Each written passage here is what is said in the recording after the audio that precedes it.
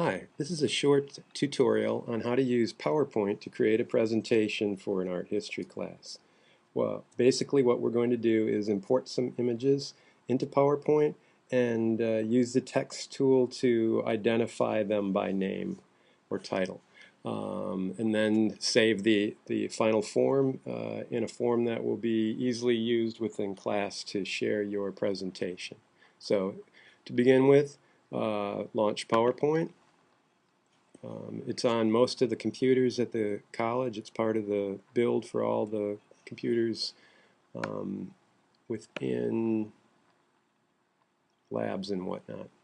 Okay, so the first thing you get when you start is you get a blank screen called Presentation 1. What I suggest you do is do a File, Save As, and name your presentation and locate where you want to put it. So I'm going to put it on the desktop, and I'm going to create a new folder that's going to hold the resultant PowerPoint show.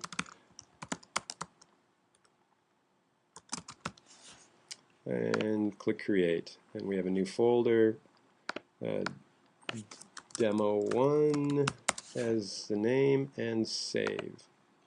Okay, so we've saved it. If you take a look, we've got it within our PowerPoint demo folder. Next, what I want to do is start and create a slide. So the options you have when you're creating these are you can set up the background color of the slide and go from there. Typically what I'll do when I make a slide is for a presentation is create the background color of the slide. So I've right-clicked on here and I'm looking for format the background.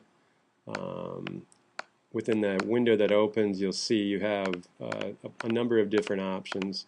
Typically what I'll do is take a solid color.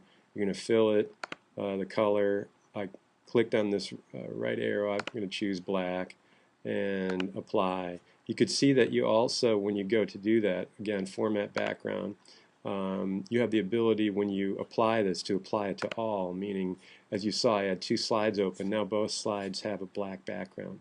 So as you can see, as I put a new slide in now, as I click the new slide button up in the upper menu bar, it goes in and that black background's applied right away. So you're ready to go once you've created just one slide. So basically what I'll do is I'll create several slides, and what I'm going to do now is insert, and I'm going to insert a picture. So when I do that, I need to navigate to a folder that I've already created that contains the pictures that I'm looking for. So I'm going to go to here.